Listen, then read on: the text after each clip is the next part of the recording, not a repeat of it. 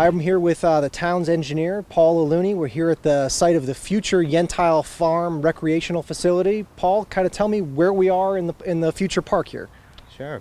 We're actually close to the entrance of the park. I guess since the commencement groundbreaking ceremony, things have really been full throttle. Since then, the contract has been moving right along. As you can see, they've been really busy here. First phase, which is site clearing, earthwork, and that's actually completed, just about complete. And in a park project, that's really the majority of the heavy lifting of the project. I'm hoping that momentum kind of continues into the next phases of the project as we start to transition into some of the vertical construction at the site. Talk to me about timeline and where you hope to be at this point and where you are. Sure. We're actually right on schedule, I'm happy to report. That's always a good thing to report. But yeah, we planned on to have the earthwork completed right around early June, mid to early June, and the binder for the access drive, the parking area. You can see to the right here, we have our basketball court, binder, pavement in, and they're starting to work on the grading for the turf field too, which will be one of the, I think, the bigger attractions at the site. So behind me here is, you can see the foundation is in for the concession stand and the restrooms. We've got the footings in that'll support the columns for the pavilion in front of it.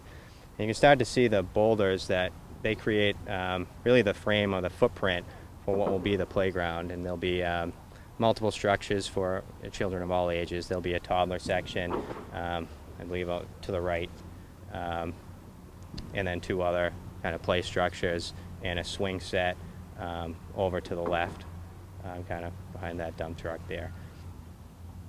And now what we're going to do is transition into really the kind of the finishing, the finish work of the project, and again transition into structures being installed here.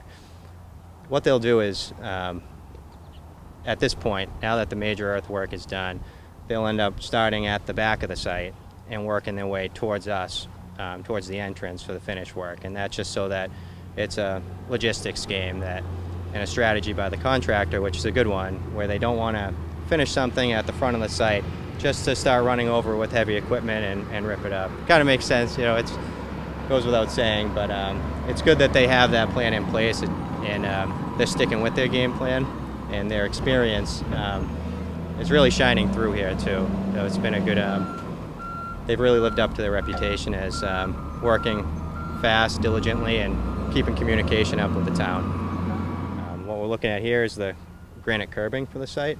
Now, the granite curbing is going to be installed actually just on one side, and the reason for that, why it's not on both sides, is that is for stormwater management. We took a really modern approach to stormwater management. It's going to be a huge benefit to water quality and controlling water quantity off the site. What it does is that runoff from this pavement area, that it'll start to pick up pollutants in the stormwater runoff, and it'll drain in one direction, which is why we don't have a curb on this side, and collect in what's called a rain garden.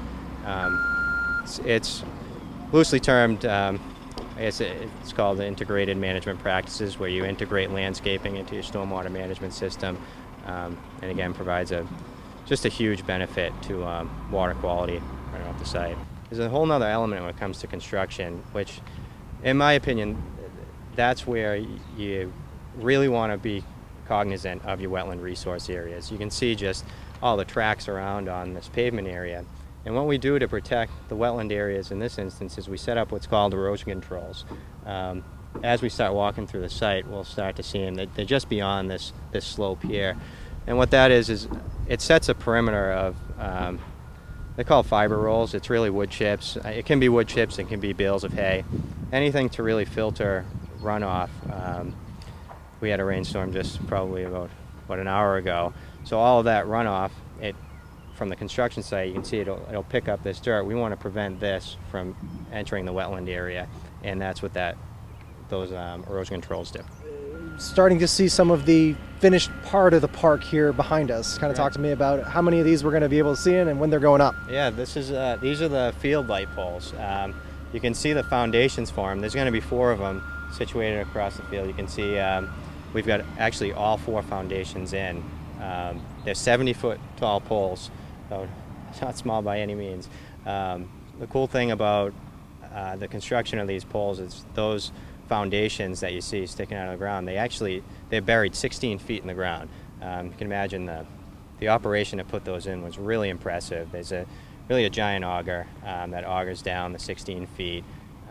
They encase those cylinders. They come prefabbed, meaning they're made off-site and brought in on-site. They're 25 feet tall in one large piece, and they swing that vertically, drop it in the hole, and they pour concrete all around it. And what that foundation, why it's so deep, it prevents an overturning moment on such a high pole. We don't want to see this on the ground other than right now. So beyond the poles, what we have is probably the largest attraction of the park, or the biggest attraction, maybe, the turf field, or what will eventually be the turf field. It'll accommodate soccer, boys and girls lacrosse, field hockey. It'll have a gridiron for football as well, embedded into the field. What you see around it is what's called a turf curb. And that turf curb, what that does is it locks in the turf infill from around the field and prevents some of the subgrade in the infill from expanding outwards and prevents rutting. What it also does is provides a spot to this will be completely enclosed in a 4-foot tall chain link fence, and on either end we'll have a 20-foot tall protective netting. So it gives an anchoring for those poles and the sleeves for the netting around. You see over to the right, rolled up here, you see those black rolls just beyond. Those are called flat drains, and they're really thin drains with slots in them that will be laid out in a grid across the field, and they'll be laid in 3/4 inch crushed stone. And what it does is any runoff, any water that comes down and isn't, if it's a high intensity or higher magnitude storm event, we don't want obviously the field to puddle or pond. So those drains will collect the stormwater runoff and discharge to a 12-inch perimeter drain that goes around the entire field, and then discharges at a controlled rate on the other side of the sidewalk to the wetland resource areas. When will people driving by start seeing the green fill in here and the turf come in?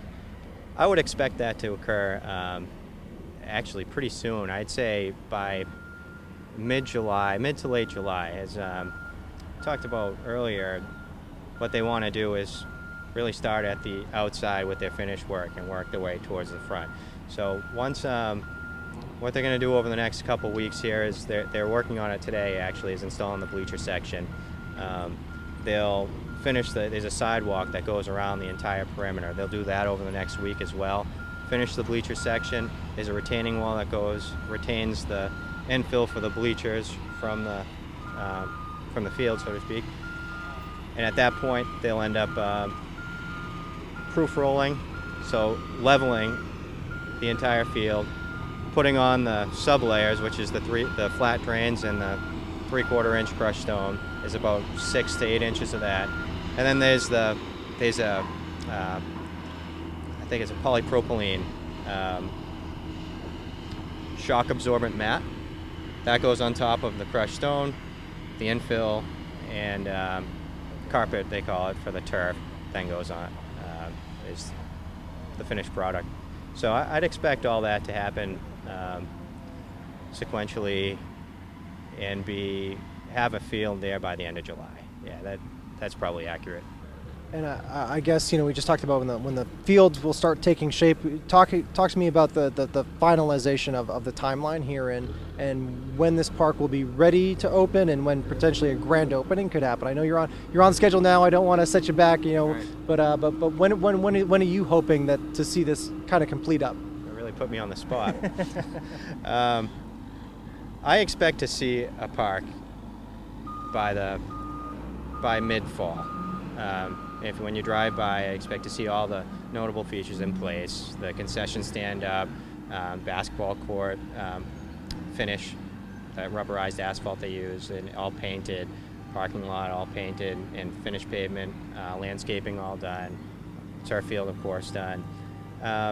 Some of the fit out finish work inside the concession stand might carry over a couple months beyond that. There's some lag time or lead time to ordering some of those fixtures and furnishings, and coordination to be done with the town staff, consultants, and what have you. So still hopeful that by the end of, or before the end of this calendar year or snowfall, the park will be substantially complete, and perhaps a grand opening by snow melt of 2017.